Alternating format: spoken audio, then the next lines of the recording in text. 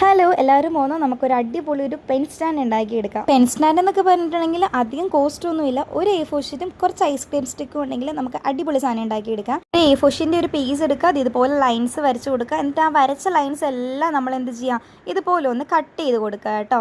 സിമ്പിളാണ്. പിന്നെ രണ്ടറ്റങ്ങളിലും കട്ട് ചെയ്ത് കൊടുക്കരുത്. പിന്നെ ബാക്കി സിമ്പിളാണ്. എന്തെടുക്കുക, ഐസ്ക്രീം സ്റ്റിക്ക് എടുക്കുക. ഇതിൻ്റെ ഈ കട്ട് ചെയ്തതിൻ്റെ ഓരോ ഇടയിലായിട്ട് ഐസ്ക്രീം സ്റ്റിക്ക് ഒന്ന് വെച്ച് കൊടുക്കുക. ഈ പായം ഇടയുന്ന പോലെയാണ് സംഭവം. അപ്പോൾ അതിൻ്റെ ഇടയ്ക്ക് ഒരു കാര്യം പറയാം, നമ്മുടെ ഈ ഒരു ചാനലിൽ ആഴ്ചയിൽ ഒരു ദിവസം ഗീവ് അവേ കൊടുക്കുന്ന ഒരു ചാനലാണ്.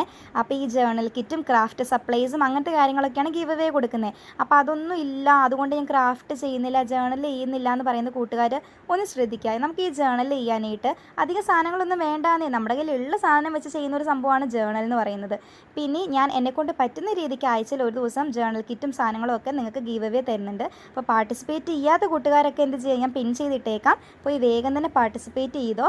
അപ്പം അടുത്ത അടിപൊളി ഗീവ് വേസ് നമുക്ക് ഇനിയും വരുന്നുണ്ട്. അപ്പോൾ എന്ത് ചെയ്യുക, സബ്സ്ക്രൈബ് ചെയ്ത് കൂടെ കുടിക്കോ. ഇതുപോലെ ഇപ്പോൾ പായം ഇടയുന്ന പോലെ വന്നില്ലേ, ഇനി ഒരു ബേസ് സെറ്റാക്കുക. ഞാൻ കാർഡ്ബോർഡും തെർമോക്കോളും കൂടെ ജസ്റ്റ് ഇങ്ങനെ ഒട്ടിച്ച് കൊടുത്തിട്ടുണ്ട് ഒരു ഹൈറ്റ് കിട്ടാൻ വേണ്ടിയിട്ട്.